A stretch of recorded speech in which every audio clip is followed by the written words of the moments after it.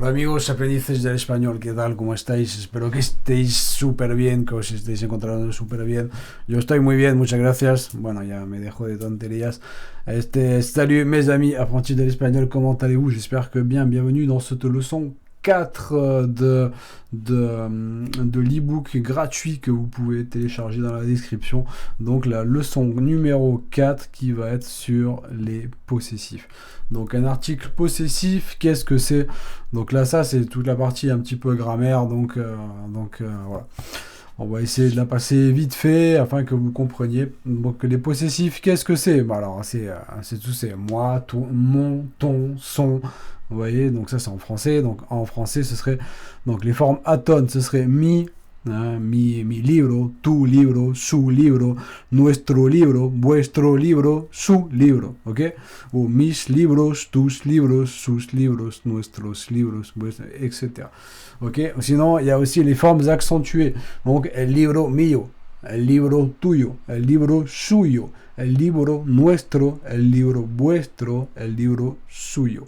Ok, donc ça, c'est la leçon 4. N'hésitez pas à la lire en même temps que moi. Téléchargez-la dans la description et voilà, et regardez un petit peu avec moi.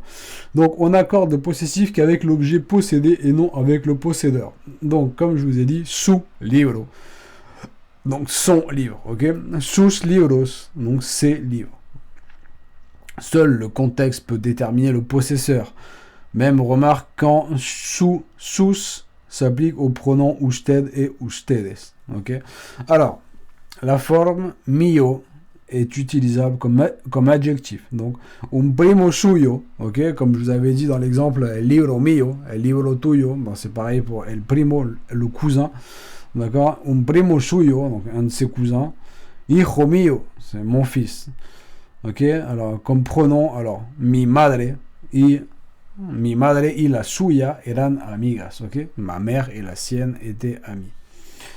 Pour exprimer c'est à moi, à toi, à lui. Alors, esta casa un día será tuya, ok? Alors, cette maison un jour sera tienne. Donc voilà, un peu comme dans Wayne's World, je sais pas si vous avez vu, quand il voit la guitare, il fait un jour elle sera mienne. Oh oui. Comme ça en espagnol, c'est un día será mía. Ok? Algún día será mía. Alors, le possessif est souvent omis.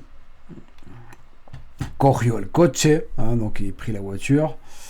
Donc il prit sa voiture. Bon, non, on peut dire aussi, là, il est souvent omis, mais je sais pas pourquoi il dit ça, parce qu'on peut dire cogió su coche. Muy bien, on peut dire cogió su coche. Ou cogió el coche suyo, cogió el coche. Bon, c'est vrai que quand on dit cogió el coche, en général, c'est le sien. Hein, on pense au sien. Donc, il prit sa voiture. Se le murió el padre. Ok, donc là, évidemment, mais quelque part, le possessif, il est remplacé par le se le. Ok, se le murió el padre. Alors, il a son père qui est mort, quoi. Hein, donc, il renvoie au possesseur.